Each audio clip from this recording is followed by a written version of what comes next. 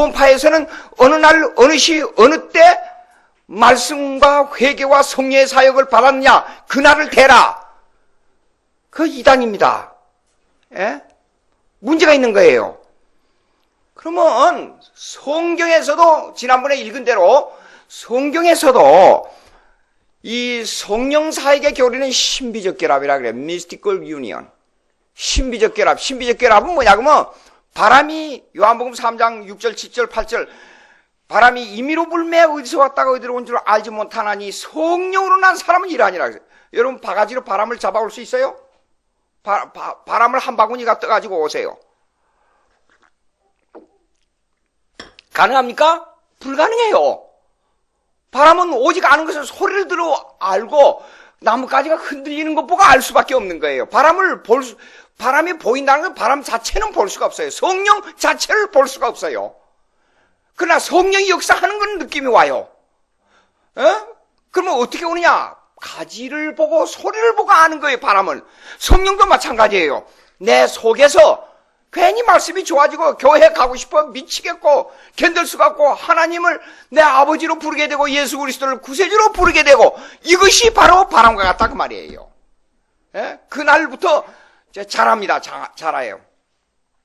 자, 잘하는데 그러면 잘하는 건 뭐냐? 성화라 그래요. 잘하는 건. 그러면 이렇습니다. 성화와 칭의가 되면 그 다음 단계로 성화 이렇게 느껴지는데 사실 실제로 보면 그거 아니에요. 내 느낌은 믿음이 이미 내가 믿는다 그 말 속에는 이미 성화가 포함되어 있어요. 즉 내가 은혜를 느낀다 그러면 이미 잘하고 있는 거예요. 자 보세요. 어린애가 자랐습니다. 한 몇 년 지났어요. 근데 자기를 인식했어요.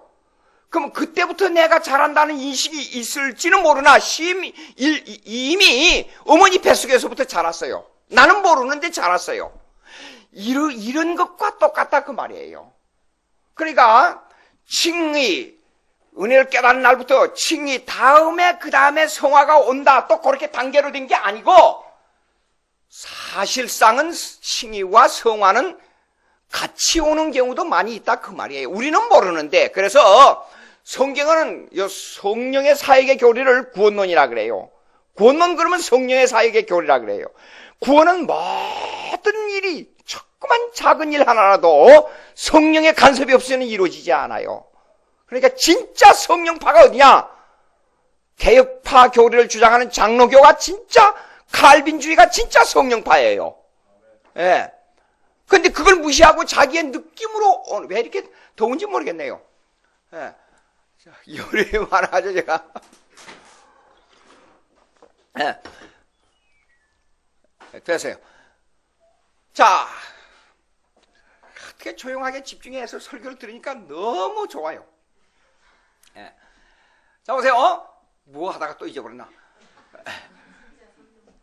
진짜 성령파인데, 근데 사람들이 뭐냐면 이래요. 성령의 주장을 자기의 느낌으로 경험을 가지고 성령을 받았다. 이렇게만 하는 경우가 너무 많단 말입니다. 성령의 신비적 결합이라는 말은 무슨 말이냐 그러면 이렇습니다. 다른 사람의 성령에 대한 경험을 나는 느끼지 못하는 경우가 많아요. 아무리 형제가 아니라도 같은 뱃속에서 나오는 형제가 아니라도 인격이 전부 달라요.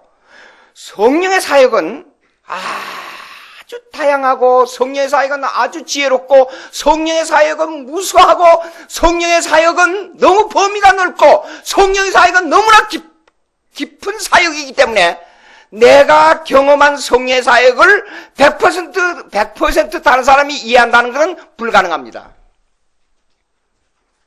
성령의 사역은. 그러니까 고린도전서 13장에도 성령의 사역은 이렇게 말하고 있어요. 성령은 하나예요. 근데 은사는 다양하다 그랬어요. 성령, 주도 하나요? 하나님도 하나요? 예수도 하나요? 하나예요. 하나인데 오직 성령의 사역은 다양해요. 이 사람에게 내리는 성령의 사역, 이 사람에게 내리는 성령 하는 게 다 달라요. 엄청 달라요. 근데 기준은 뭐냐? 오직 말씀이에요. 예. 말씀에 의해서 성령의 사역을 규정할 것 뿐이에요. 그러니까 우리가 말하는 개혁파 신학에서 말하는 구원론 얘기하게 되면 성령의 사역을 단계적으로 말하고, 단계적으로 맨 처음에 예정 그래, 예정. 하나님이 에베소서 1장 4절에 사랑 안에서 우리를 택하사 그랬어요. 예정했다 그래서 구원받을 사람을.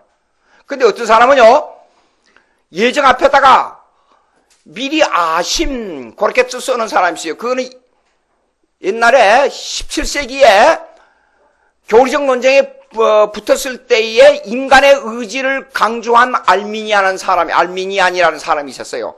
그 사람이 이단으로 규정됐어요. 근데 오늘날 한국교회에서 미리 아신자, 안다. 그리고 그 다음에 예정을 해놨어요. 그러면 그 사람이 어떤 사람인지 이단인지 아닌지는 여러분들이 규정하기 바래요. 근데 그런 것이 교리적으로 신학교, 제가 가르치는 신학교 안에서도 교수 중에 저 신학을 가르치는 한 교수가 프린트를 해갖고 노젓이 그러고 프린트 학생들이 가르치고 있어요. 구원은 반드시 예정된 사람을 그 다음에 부릅니다. 그걸 갖다가 소명이라 그래요. 콜링. 부른다 그랬어요. 불러. 하나님께서 예정된 자를 부르시고 불렀어요. 그럼 여러분들요, 부르시면 뭐냐면 외적 소명과 내적 소명이 있어요. 외적 소명은 뭐냐면 전도예요, 전도. 그 내적 소명이 뭐냐? 하나님의 말씀이 내 속에서, 내 심령 속에서 아멘으로 받아질 때 그걸 내적 소명이라 그래요. 내적 소명. 그런데 내적 소명이 된 다음에 그 다음에 중생이에요. 거듭난다 그랬어요. 거듭난다는 말은 위에서 난단 말이에요. 위에서 난다.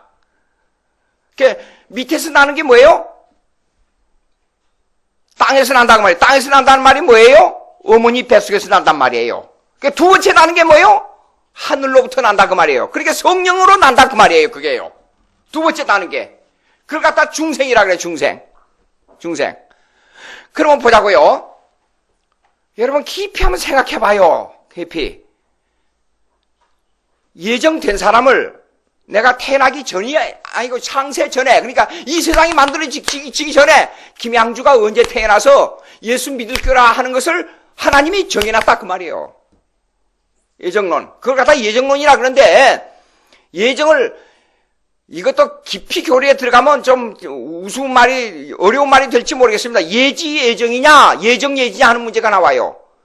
예정하고 하나님이 다 아신다. 다 아심으로 예정했다. 그 말인데, 사실상 성경을 보면, 예정은 시간 이전에, 창세 이전의 예정에 하나님이 사역이에요. 그렇기 때문에 예정하고 예지를 어느 쪽에 딱 앞서두는 게 아니에요. 그러나 논리적으로 말할 때는 예정이 앞서야 돼요. 논리적이란 말을 이해할지 모르겠어요, 여기서요.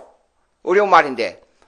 무슨 말이냐면, 시간이 없는 세계에서, 창세전에는 시간이 없어요. 시간이 없는 세계에서 시간적으로 이게 우선이다, 저거 우선, 이것 하고 저거 했다, 저거 하고 이게 했다, 그렇게 말할 수가 없다고 말이에요.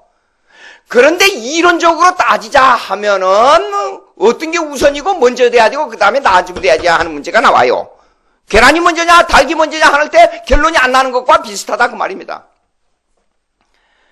하나님이 예정하시고, 예정한 자를 우리를 불렀어요. 그럼 내적 소명이 뭐냐? 하나님의 말씀이 우리 속에서 실제 하나님의 메시지로 이루어질 때를 내적 소명이라 그래요. 그럼 보자고요. 그 다음에 논리적으로 말해서 그 다음에 중생된다 그랬거든요. 그 다음에 거듭난다 그랬습니다. 그런데 사실상 하나님의 말씀이 내 속에서 아멘으로 받아들여지게 되면 이미 구원이 이루어지고 있어요, 없어요? 구원이 이루어지고 있어요. 근데 논리적으로는 그 다음에 중생이라 그랬거든요. 그러면 성령은 왜 성령의 사역을 신비적 사역이라 그러냐? 신비적 결합이라 그러냐? 이미 중생이 이루어지고 있는데 다음 단계로 내적 소명 단계 다음에 중생을 말하고 있단 말이에요. 이 말은 무슨 말이냐 그러면 이론상으로 그렇게 성경이 순서를 말하기 때문에 그렇게 말한 것이지 성령의 사역은 그게 아니다 그 말이에요. 예? 자, 중생 다음에 뭐예요? 중생 다음에 회심이라 그래요. 회개와 믿음입니다. 회개와 믿음이 뭐냐 그러면 사실상 예수 처음 믿을 때 회개와 믿음이 이미 시작됐어요, 안 됐어요?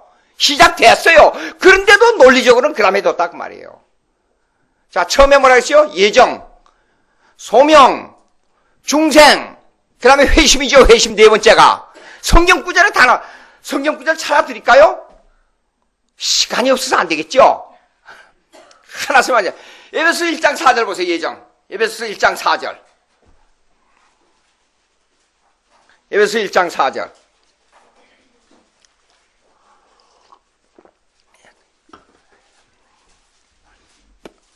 에베소 1장 4절. 다 같이 시작.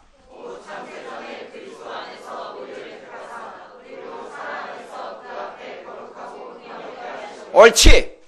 흠이 없게 하시라고 이 땅에 살면서 완전 성화되기 위한 게 아니라 천국으로 들어갈 때는 우리가 흠 없이 들어간다는 뜻이에요.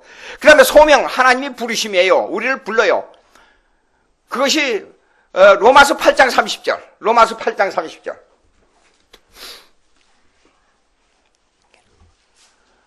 로마서 8장 30절. 로마서 8장 30절. 다 같이 읽읍시다. 시작.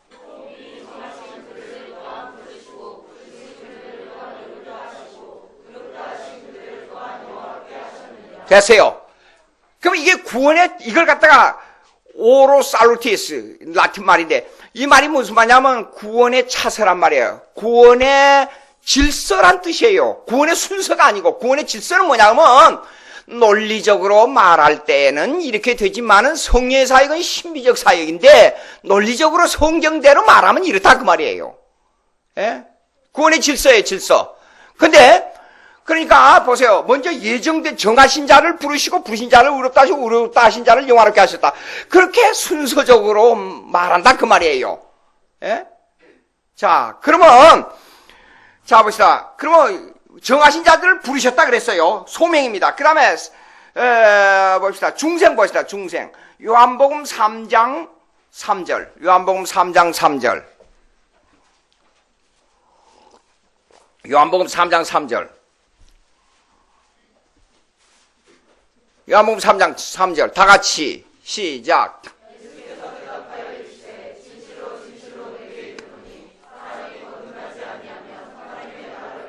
거듭나지 아니하면 하나님 나라를 볼 수 없다 그랬어요. 거듭난 게 뭐예요? 어머니 뱃속에 다시 들어갔다가 다시 나오냐 그게 아니고, 여기 거듭난다 하는 말은 게나오. 게나오가 뭐예요?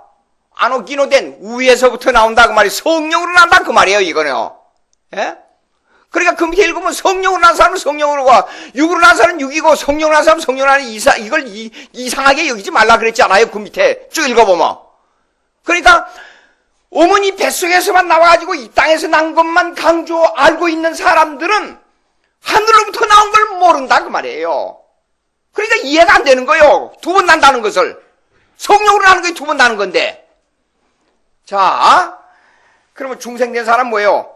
회심이라 그래요, 회심. 그 다음에 중생된 사람은 회심, 회개와 신앙이에요.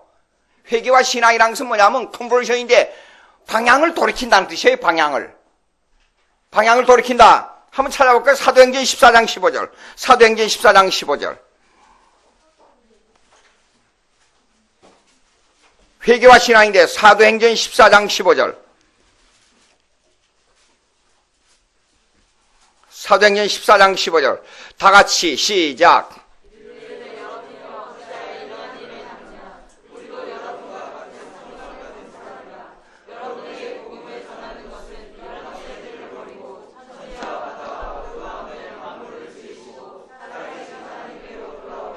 돌아오라 그래서 잡으세요. 똑같은 성경을 가진 사람이에요. 여러분들이 보기에 목사는 조금 특별한 것 같이 보이죠? 사도들도 우리와 똑같은 사람인데도 불구하고 대단한 사람들처럼 보이죠? 예? 아니에요. 똑같은 성경, 인간의 모습을, 인간의 성질을 그대로 가지고 있어요. 근데 오직 뭔 줄 알아요? 하나님을 향한 방향전환이 정확해진다 그 말이에요. 방향전환이. 삶의 영역이, 하나님 성령에 의한 삶의 영역이 더 넓고 깊어진다는 뜻이에요. 회심이란 건 뭐냐?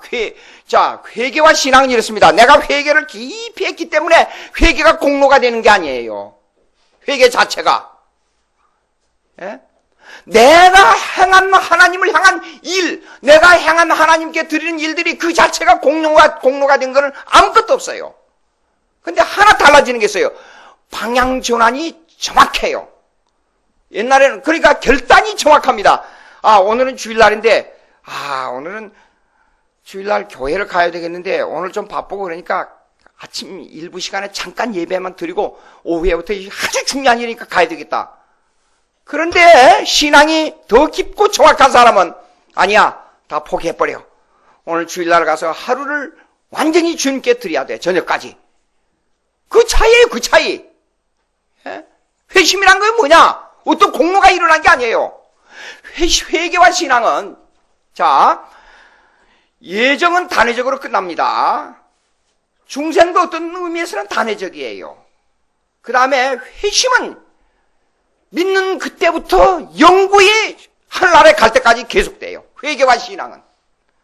그것이 바로 뭐냐면 성화론에 들어가면 자라간다는 뜻이에요. 자라간다. 여기 자라간다 나오잖아요. 그 다음 회개와 신앙 다음에 뭐예요? 칭의라 그래요. 칭의. 지난주에 칭의를 우리가 생각했습니다. 칭의. 하나님의 법적 선고.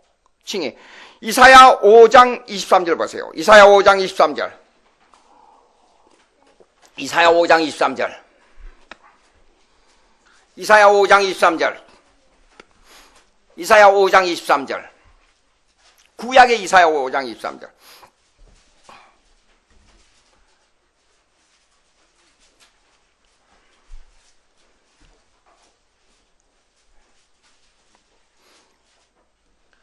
다 같이 시작.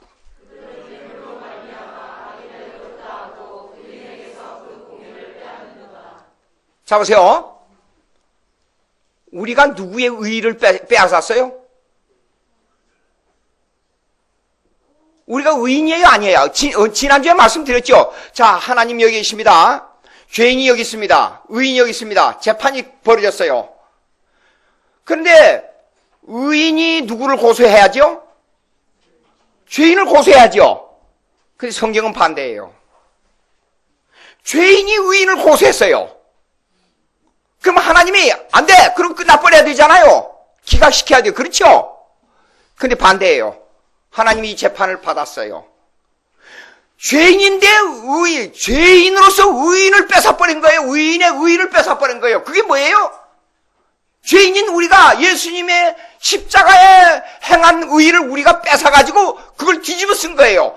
그 법원에서 선고를 하나님이 했다고 말입니다. 그걸 갖다가 칭의라 그래요. 그걸 갖다가 구약의 시편이나 계속 읽어보세요. 너희는 호세아 1장에 보면 10절 너희가 하나님의 백성이 아니야. 아닌 곳에서 내가 너희를 내 백성이라 했다 그랬어요. 도대체 이해가 안 되죠? 이해가 안 되는데 예수 믿고 나면 이해가 돼요. 이해가 돼. 예? 이런 문제가 생긴단 말이에요. 칭의라는 것을 쉽게 생각하면 안 됩니다. 아주 깊이 생각해야 됩니다. 요거 이해가 될지 모르겠어요. 마태복음 5장에 보면 나가라 하는 자는 다 지옥불에 던지리라 그랬어요. 그렇죠? 그리고 내가 원망 들을 만한 일이 생각나거든 형제와 사화하고 와서 제물을 드리라 그랬어요. 제단 앞에 가서 제물을 드리다가 원망 들을 만한 일이 생각. 길에 같이 있을 때 급히 사화하라 그랬어요. 만약에 그렇지 않으면 그 형제가 너희를 고소하여 옥에 가둘까 염려하라 그랬어요. 그게 무슨 뜻이에요? 자, 보세요.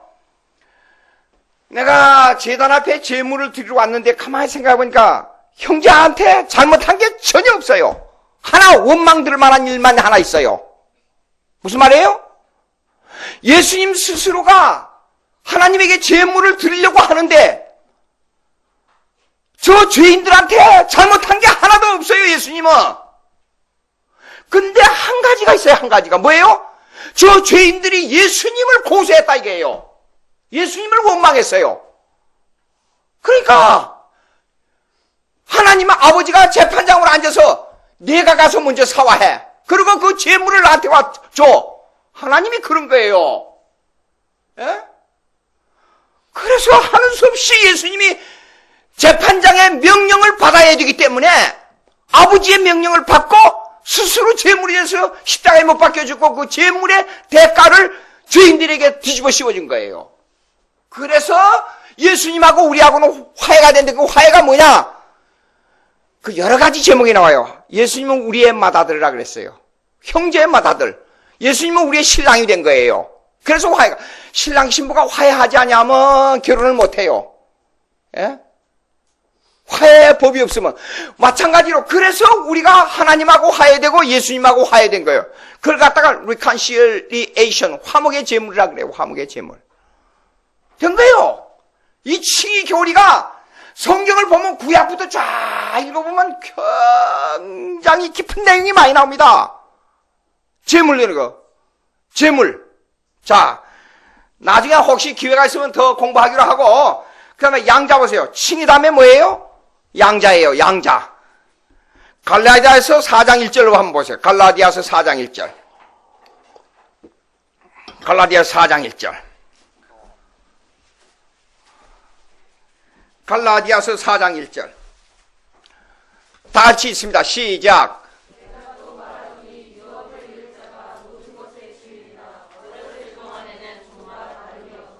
저 유업이 뭐예요? 자 봅시다.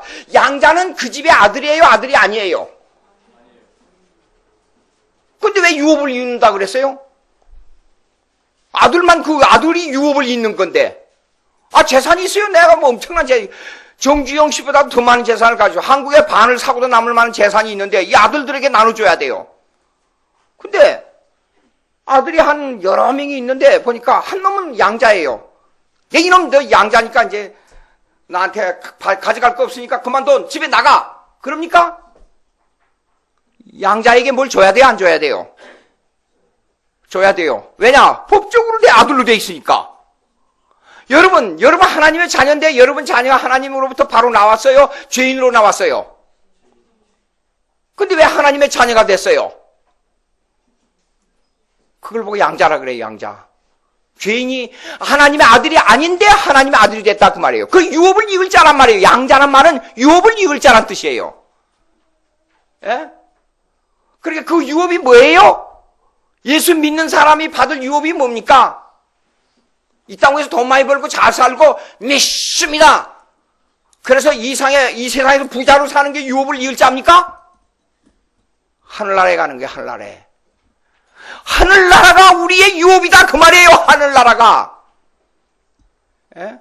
하늘나라에 가면 누구를 만나요? 예수님 만나게 됩니다. 예수님은 하나님의 진짜 하나님의 아들이에요. 요새 여기 전화에 요즘 전화가 얼마나 좋은지 모르겠어요. 좋은 뉴스가 많이 나왔어요. 미국에서 타고 가서 하나 왔어요. 미국 피플스 매거진에서 나온 뉴스예요. 아주 기가 막힌 뉴스입니다. 그 뉴스에 뭐가 나오냐 그러면 예수님이 얼굴이 유대인들이 장례를 지낼 때는 얼굴을 싸요. 얼굴을 싸. 수건으로 가지고. 얼굴을 싸는데 예수님이 가시 면류관 쓰고 피 흘리고 그랬잖아요. 그래서 얼굴을 싼 수건을 가지고 거기에 피가 묻어 있는데 DNA 조사를 한 거예요. 근데 아무리 해도 DNA가 안 나와요. 야, 이게 웬일이냐? 분명히 핏자국이 있는데 DNA가 안 나와요. 핏자국을 전부 조사하니까 마리아의 핏자국에 대한 DNA만 나왔어요. 사람의 염색체가 몇 개로 돼 있어요? 중고등학교 다니면서 배웠죠? 몇 개로 됐어요? 40? 그럼 인간이 남자의 염색체하고 여자하고 염색체하고 합하면 40 몇 개가 되죠? 그렇죠? 그러면 반으로 나누어야 되잖아요. 근데 23개만 나오고 한쪽은 남성의 DNA는 전혀 나오질 않아요. 그 말은 무슨 말이냐? 마리아의 핏자국에 DNA만 발견되고 예수님의 DNA는 발견 안 됐어요. 그러면 예수님의 육신은 죄가 있어요, 없어요? 죄가 없다는 말이에요. 이것이 발견돼가지고 과학자들이 전부 발견해가지고 전부 피플스 매거진에다가 엄청 놀라운 사실이라고 발표를 했어요. Marvelous thing 해가지고 발표를 했습니다. 한국에 무슨 일이 있었어요? 제가 한기총에 가서 신학위원으로 가지고 일을 하면서 한국에서 최암계 목사라는 사람이 이런 걸 발표했어요. 예수님의 월경 피를 받아가지고 예수님이 태어났다. 이런 엉터리 이단설을 발표한 사람이 있어요. 예? 예수님의 피에는 인간의 피의 요소가 없습니다. 성령으로 잉태되었기 때문에.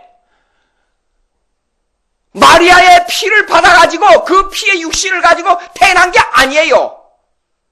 쉽게 말해서 잠시 동안 인간의 마리아의 육을 빌렸지만 그 육 속에는 마리아의 피하고는 전혀 상관없는 육신이다 그 말이에요. 에? 여러분 과학이 발달되면 발달될수록 성경이 하나님의 말씀이란 게 자꾸 증명되잖아요. 놀랬어요 미국에서 지금요. 그래가지고 그것이 미국에서 탁 왔어요 지금. 재밌죠? 난 그래서 누가 그렇게 그런 얘기를 해줬더니 막 놀래가지고 보자고 그랬어요. 막 보여줬어. 아이고 과학이 아무리 발달돼도 성경을 절대로 앞서지 못합니다. 내가 그랬어요. 무슨 얘기하다 그랬는데 그래 예수님은 그 무슨 말이냐? 예수님은 진짜 하나님의 아들이에요. 근데 우리는 양자란 말이에요. 그런데 한나라에 가면 예수님하고 만나서 똑같이 산다 그 말이에요. 그것이 유업이에요. 그것이 양자의 직분이에요 우리가. 양자 다음에 뭐예요? 그 다음에 성화예요. 성화. 잘하는 거예요. 잘하는 거. 성화. sanctification. 성화. 사도행전 2장 32절 한번 보세요. 사도행전 2장 32절. 사도행전 2장 32절. 사도행전 2장 32절. 읽어봅시다. 시작.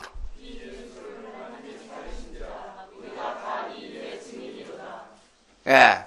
또 그 다음에 중요한 게 있어요. 로마서 7장 18절 한번 읽어보세요. 로마서 7장 18절.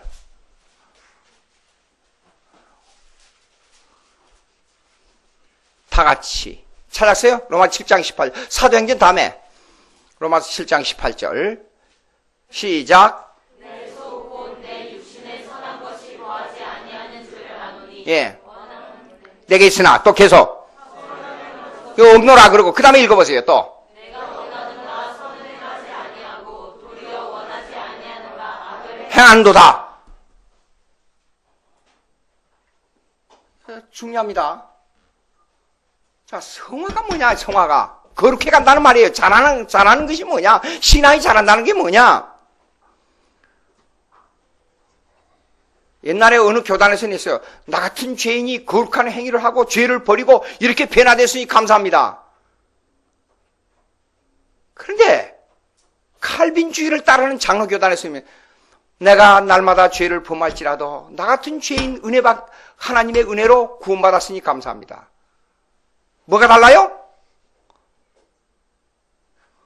처음 말한 것은 이렇습니다. 성화를 감사하고 두 번째 제가 우리 편에서 얘기하는 것은 뭐냐면 칭의를 감사해요. 무슨 말이냐? 진짜 성화로 잘한다는 것은 사실상 성화의 실체 변화는 뭐냐 그러면 내가 더 죄에 민감해진다는 뜻이에요. 죄에 대해서 아주 예민해진다는 뜻이에요. 그러면 윤리적 도덕적 변화는 뭐냐? 성경 우리에게 이렇게 명하고 있어요. 윤리적 도덕적 변화를 강조하고 있어요. 이렇게 했대. 그럼 성화는 뭐냐 그러면 윤리적 도덕적 변화는 뭐냐 그러면 성화의 열매예요. 다시 한번 윤리적 도덕적 변화는 뭐냐? 성화의 열매예요. 다른 사람이 볼 때는 내가 엄청나게 변화됐어요. 내가 옛날 고등학교 졸업 친구들을 만나 어쩌다가 한 번씩 만나요. 저를 보고 그래요. 야, 너 변해도 참 많이 변했다 그래요. 저를 보고. 그럼 뭐가 변했느냐? 나는 변한 게 없어요. 저를 보고 변했다 그래요. 아니 옛날에 그렇게 운동할 때는 뭐 어쩌고 뭐 어쩌고 말도 어쩌고 그런데 전혀 딴 사람이 돼버렸다 그래요. 남이 볼 때는 그래요. 제가 그 윤리적 도덕적 변화입니다. 그런데 실제로 내 속에서는 날마다 죄와 전쟁을 하고 있어요.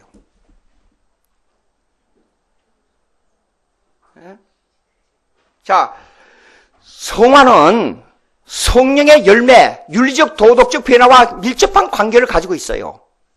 가지고 있는데 성화에 내가 느끼는 성화의 개념이 뭐냐 하는 문제가 나옵니다. 갈라디아서 5장 22절 한번 보세요. 갈라디아서 5장 22절.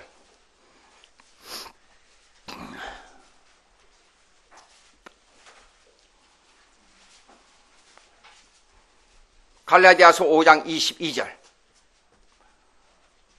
읽어봅시다. 시작.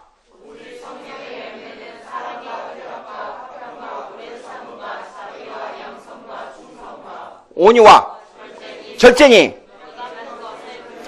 그런 이러한 윤리적 변화, 도덕적 변화는 온유와 절제까지 나오는 윤리적 도덕적 변화는 성령의 열매라 그랬어요. 거기요. 그러면 성령의 열매는 뭐냐 그러면 성화의 결과예요. 성화가 이루어지면 이렇게 열매를 맺어요.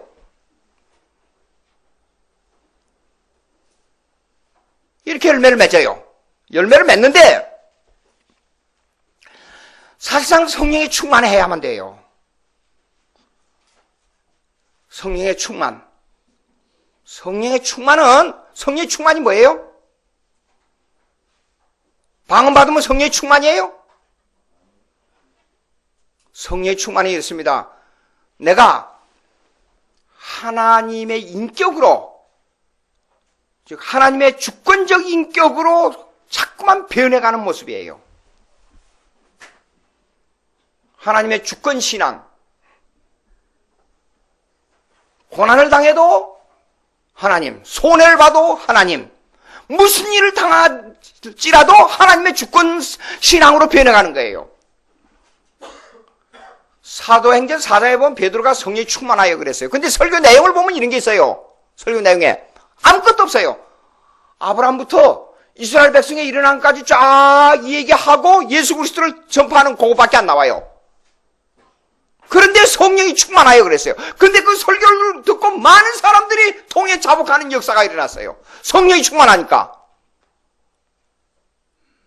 예? 성령이 충만은 내가 느낌으로 일어난 게 아니라 어떤 하나님의 주권에 의해서 지배된 사항을 성령의 충만이에요. 성령의 충만. 자, 그러면 성화는 이렇습니다. 성화는 성화돼 간다. 갑자기 변하는 게 아니에요. 성화는 이래요. 무수한 과정을 겪어야 돼요. 성화는 어디 터지기도 하고 10번쯤 죽었다가 살아나기도. 젊은 사람들은 제 이 말씀이 이해가 안 될 것입니다. 10번쯤 죽었다가 살아나기도 하고 폐마하기도 하고 건강이 상하기도 하고 사업이 망하기도 하고 수없는 굴곡을 겪으면서 성화되어 가는 거예요. 구원의 확신은 구원파처럼 어느 날 어느 때 구원의 확신 그게 아니에요. 구원의 확신은 어떻게 이루어지느냐? 심한 어려운 고역의 과정을 겪으면서 일어나는 것이 구원의 확신이에요. 자, 봅시다. 제가 한번 읽어드리겠습니다. 워스민스터 신앙고백서에. 이거는 표준문서입니다. 성경을 고백하는 신앙고백. 구원의 확신에 관하여 제18장입니다. 절대로 틀림없는 이 확신은 이 믿음의 구원의 확신입니다. 믿음의 본질에 속한 것이 아니라 이 말이 이해가 안 될 겁니다. 이 확신은 뭐냐면 내가 구원의 확신을 가진다 그 말이에요. 그러나 믿음의 본질은 뭐냐 그러면 믿기만 믿으면 구원한다 그 말이죠. 그 말이에요. 근데 믿음은 이렇습니다. 아무리 작은 믿음이라도 확신이 없을지라도 작은 믿음 가지면 천국 갑니다. 그러나 내가 가지는 구원의 확신은 주관적인 확신이 이루어질 때까지는 그런 뜻이에요. 참신자가 오랫동안 기다리고 많은 곤란과 난관에서 부딪히고 난 연후해야 그 확신을 갖게 되는 것이다. 이것이 신앙 고백서예요. 요한일서 5장 13절, 이사야 50장 10절, 마가복음 9장 24절, 시편 88편, 77편 1절부터 12절 수많은 성경 구절이 나와 있어요. 예? 그렇지만 하나님께로부터 그에게 값없이 주어진 것들을 그가 성령을 통하여, 성령의 사역은, 성화론에서 성령의 사역은 내가 거룩해지는 것 같이 느껴지죠. 내가 회개하고 내가 하는 것 같이 느껴지죠. 그러나 전적으로 성령의 사역입니다. 성령을 통하여 알 수 있기 때문에 색다른 특별한 계시 없이 또 통상적인 방편들을 올바르게 사용함으로써 확신에 도달할 수 있다. 이 말이 무슨 말인 줄 알아요? 하나님 말씀을 꼭 읽고 듣고 기도함으로만 성화가 되는 게 아니라 일상생활을 살면서 부딪히고 인간들하고 싸우고 형제간들도 싸우잖아요.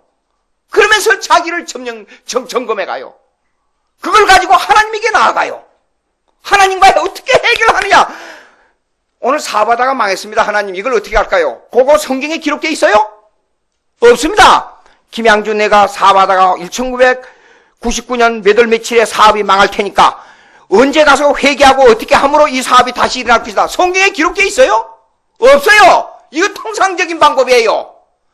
그런 문제를 가지고 하나님께 나아가서 얻어맞고 터지고 수없는 낭만을 겪으면서 성화돼 간다 그 말이에요. 예? 근데 여러분들은 신앙생활하면서 이런 거 많이, 목사님이 이런 일을 당했는데 어떻게 하면 좋을까요? 질문 많이 하지요. 질문 많이 합니다. 저도 그런 목회하면서 그런 질문을 수없이 받았으니까요. 그 결론이 뭐예요? 하나님에게 맡기세요. 기도하세요. 결론은 그거예요. 그동안에 말해주는 여러 가지 방법들을 경험 삼아 얘기를 해주지요. 예? 그런 통상적인 방법을 통해서 성화되어 간다 그 말이에요. 자 보세요. 그 다음에 또 계속 읽으면 참 신자일지라도 그들의 구원의 확신이 여러 가지 모양으로 흔들리며 약해지며 일시 중단. 어떤 사람이 최.J. 아무개라는 목사님이 전화했다가 계속 보낸 것이에요. 칼빈주의 예정론이 틀렸다 그러면서. 그 내용이 계속 보내는데 그 중요한 내용이 김와의 아무개 저서도 읽어라 그러면서요. 보내온 내용이 뭔지 알아요? 죄를 범할 때는 구원이 없어진 것처럼 얘기를 한단 말이에요. 예? 그런 잘못된 교리를 가리키고 있어요. 이미 17세기에는 그런 인간 이성을 앞세우는 펠라기우스나 알미니안 계통에서는 이미 이단으로 정제됐던 교리들입니다. 그런데 여러분 보십시오. 여러분도 신앙생활 할 때 이것입니다. 예수 믿다가 심한 범죄에 빠지면 구원이 없어진 것 같이 느껴지지요. 조용한 것 보니까 여러분들은 성령이 충만해가지고 절대로 죄를 안 범했기 때문에 대답을 안 하신 줄 믿습니다. 저는 목사가 된 후에도 남을 미워하는 죄를 수없이 범했어요. 하루에 12번도 더 죄를 범합니다. 어떤 때는 얼굴을 들 수가 없어요.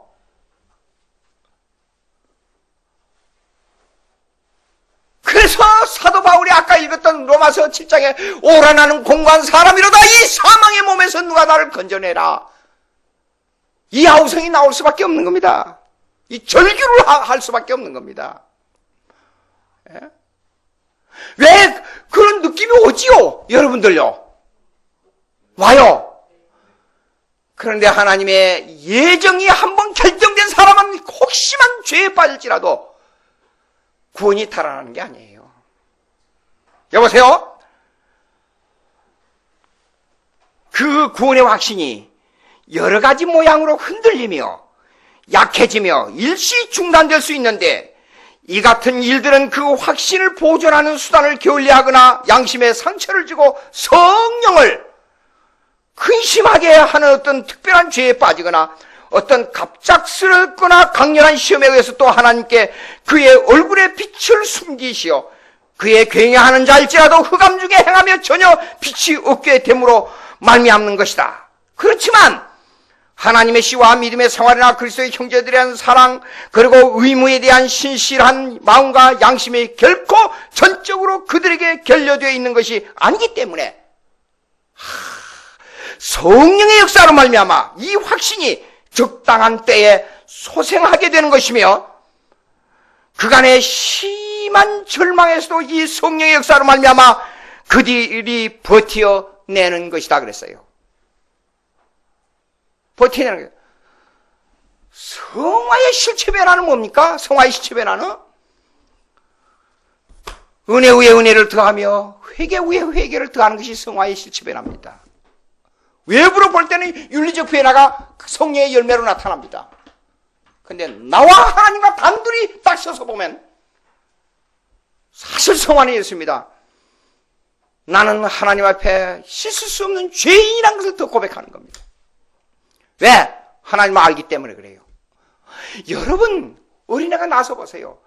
배도 아프고 쓰러지기도 하고 근데 부모가 그러면서도 훈련하면서 우리 애가 말을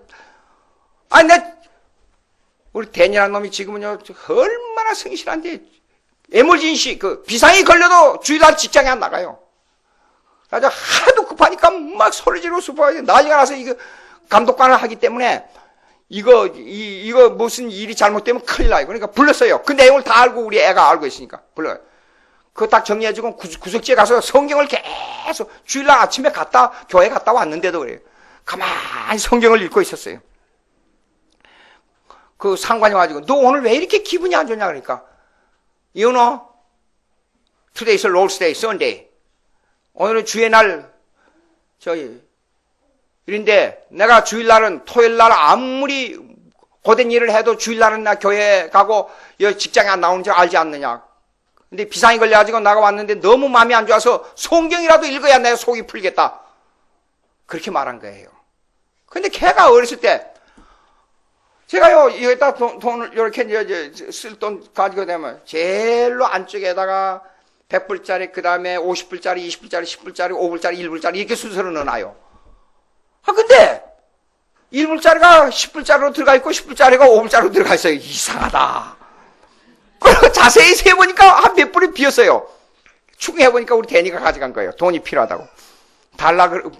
돈이 항상 주기적으로 1불씩 2불씩 꼭 줘요. 근데 왜 이걸 가져갔냐. 그러니까 다른 애들은 다 뭐 갖다 쓰고 그런데 자기는 돈이 그럼 아버지 보고 달라 그러지 왜 그러냐. 그래가지고 혼난 적이 있어요. 근데 매를 때려놓고 그러나 하루에가 너무 마음이 아파서 어린애를 때린다는 것이 내가 잘못이냐. 너무 한 며칠 동안 너무 마음이 안 좋았어요.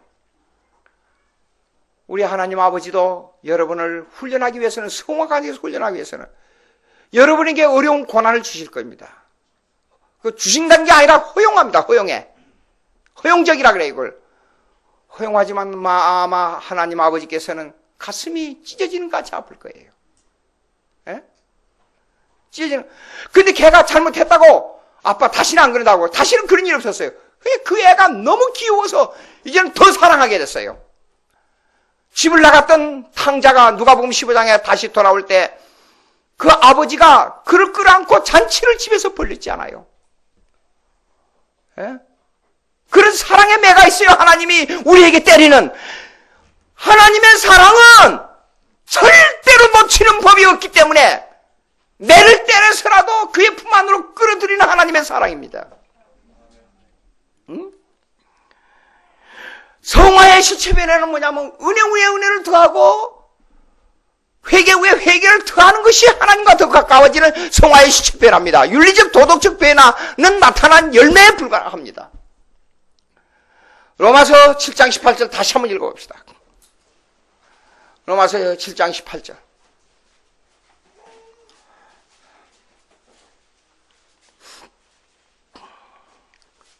천천히 읽어봅시다. 다 같이 시작.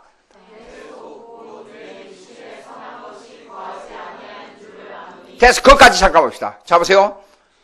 사도 바울이 로마서 쓸 때니까 예수 믿기 전입니까? 아닙니다. 분명히 예수 믿고 있어요. 근데 그가 느끼는 건 뭐냐면, 내 속에 선한 것이 그한 줄, 선한 것이 없다, 이게 선한 것이. 선한 것이. 자, 보세요. 예수 믿기 전에는 뭐예요? 하나님의 율법이 이렇습니다. 예수 믿기 전에 하나님의 율법이 나와는 상관이 없어요. 근데 예수 믿은 후에는 하나님의 율법이 때로는 나를 확 얽매이고 있어요. 얽매요. 자, 이런 쳇바퀴가 돈다 그 말이에요. 맨 처음에 예수 믿고 구원을 얻고 은혜 받고 좋지요. 기쁘고 어린애가 엄마만 보면 좋아서 웃고. 그럴 때와 똑같아요. 근데 이제 환란이 오고 고난이 오잖아요. 그러면 하나님이 있는가 없는가 회심도 회의도 오고 하나님과의 관계가 진짜 하나님이 살아계시는가? 예? 그런 문제도 자기 갈등이 오게 되고 그러면서 또 자란 다음에 좀 신앙이 좀 자라고 또 자라고 또 자라고 이렇게 된단 말이에요. 그런데 예수 믿은 후에 예수 믿기 전에는 사실 죄가 죄인 줄 몰라요. 그런데 그런 과정을 겪으면서 죄가 죄인 줄 더 밝혀진단 말이에요. 친구에게 조금만 잘못한 게 있어도 내가 하나님 앞에 문제를 어떻게 해결할 건가? 아주 민감해져 버려요. 그래서 회개하고 더 하나님을 붙들게 되고 그러면 믿음으로 구원 얻지요. 행위로 구원 얻는 거예요. 믿음으로 구원 얻는 데는 율법이 필요가 없습니다. 필요가 없는데 예수 믿고 나서 그러면 율법 없이 마음대로 살아도 되지요? 아닙니다. 율법에 순종하려고 그래요. 율법에 순종해서 어떻게 하면 하나님의 말씀대로 순종하고 하나님을 사랑해요. 여러분 하나님을 사랑한다 그러면 하나님을 사랑합니다. 주십시오. 아멘. 메시입니다. 좋다. 그게 하나님을 사랑하는 거예요? 아니에요. 하나님을 사랑하면 어떻게 해야 돼요? 계명을 지키라고 했어요. 요한복음 14장 21절 한번 보세요. 요한복음 14장 21절. 요한복음 14장 21절. 요한복음 14장 21절.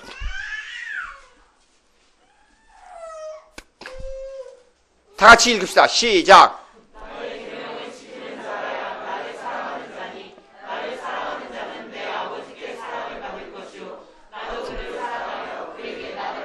예수님을 사랑하면 예수님 사랑합니다. 주십시오. 아멘. 내 원대로 해 주십시오. 그게 하나님의 사랑을 고백하는 자가 아니라 예수님을 사랑하면 계명을 지키는 거예요. 그러면 여러분들은 믿음이 좋아서 계명 다 잘 지키죠? 또 대답이 없어요. 아니니까 대답이 없지요. 계명을 아무리 지키려고 몸부림쳐도 계명에 마음에 충족하리만큼 계명 못 지킵니다.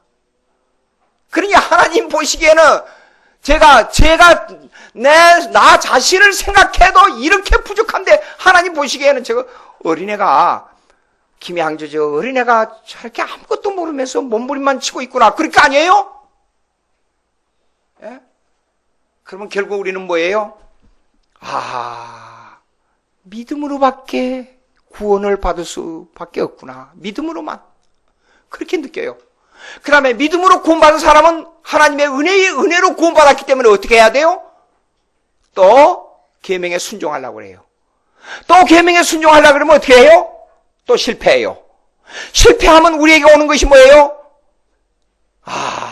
은혜로밖에 구원이 안 되는구나. 그래서 성화는 이것입니다. 은혜 위에 은혜를 더하고 회개 후에 회개를 더하는 게 성화예요. 성화는. 그리고 항상 우리는 믿음의 근심이 쌓여 있어요. 내적으로는 싸우면서 나타날 때 항상 기쁨이 넘쳐요. 나 같은 죄인이라 할지라도 하나님께서 어여삐 도와주셔서 나를 결단코 그 구원의 반열에서 놓치지 않는구나. 이 감격이 넘친단 말이에요. 응? 우리 속에서.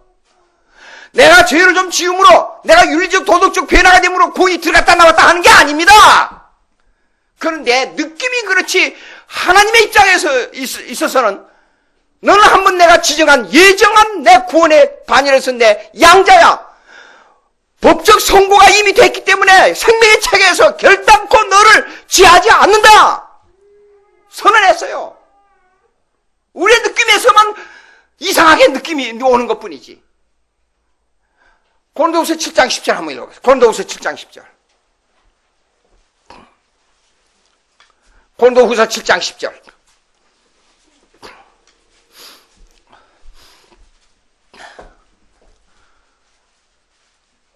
다 같이 읽읍시다. 시작.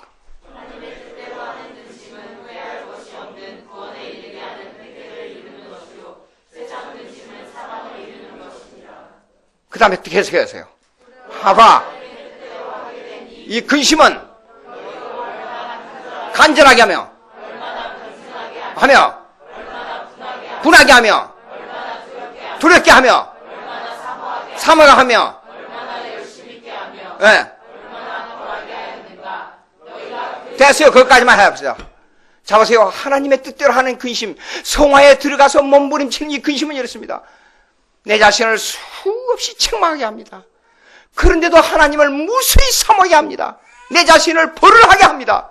내가 죽일 놈이라고, 차라리 내가 죽었으면 좋겠다. 얼굴을 돌 수 없는 지경에까지 빠집니다. 그런데도 불구하고 속에서는 구원에 대한 기쁨이 용솟음쳐 올라옵니다. 회개함으로 믿음이 더해집니다. 하나님 앞에 수없이 얻어맞습니다. 자, 보십시오. 시편 51편에 보면 다윗의 회개 기도가 나옵니다. 밧세바를 점령하고 자기의 충신을 갖다가 전쟁터에 내몰아서 죽였습니다. 암만 생각해도 그 일을 보게 되면 제가 다윗보다는 나은 사람이에요. 그렇죠? 그런데 하나님이 왜 다윗을 의협히 보았느냐 이게요. 그 모든 일을 하나도 남김없이, 홀이라도 남김없이, 털끝만치라도 남김없이 하나님 앞에 내놓고 해결했어요. 하나님은 그걸 원합니다. 지혜 있는 성도는 아주 작은 일에, 내 생활 속에서 작은 일이 벌어졌어요. 그걸 가지고 간단 없이, 남김없이 하나님에게 가지고 가는 성도가 지혜 있는 성도예요. 그 지혜 있는 성도. 그것이 성화의 첫걸음이에요. 내가 다른 사람보다 윤리적으로 좀 낫다. 그것이 성화된 사람이 아닙니다. 내가 신앙생활 다른 사람보다 헌금 좀 많이 내고 다른 사람보다 예배 참석도 잘하고 내가 윤리 도덕적으로 깨끗하다. 그것이 성화된 사람이 아닙니다. 내 마음속에서 근심이 일어나기도 하고 예수 믿고 구원의 확신 얻고 기쁨이 넘칩니까? 아멘 할렐루야 성령 받았습니다. 그게 아닙니다. 몸부림치는 고민과 어려움과 고통과 심한 환난 속에서라도 그 사랑에서 누가 나를 끊으리요? 환난 중에 은혜를 느끼는 사람, 고난 중에 하나님을 더 사모하는 사람. 주님은 그 성화를 원하고 계실지 모릅니다. 깊이 생각하십시오. 신앙생활을 아무렇게나 내 주관으로 생각하면 안 됩니다. 하나님의 말씀은 우리에게 모든 일거수일투족 성화의 과정에서 모든 칭의는 단회적이지만 성화는 지속적입니다. 하늘나라에 갈 때까지 성화이 자라게 하는 구속의 역사가 계속되는 겁니다. 우리의 생활 속에서 낙오 없는 신앙생활, 견인의 신앙생활 날마다 성취하기를 간절히 바랍니다. 기도하십시다. 하나님 아버지 감사합니다. 오늘 저에게 은혜를 주셔서 성화의 시체의 변화에 있어서 우리가 어떻게 신앙생활을 잘하게 하는가, 간단한 그냥 먹고 마시고 잠자고 함으로 말미암아 자는 것이 아니라 수없는 고난과 투쟁과 역경 속에서 하나님을 사랑하는 저희 신앙 믿음의 역군들이 될 수 있도록 주님 도와주시옵소서. 예수님의 이름으로 기도합니다.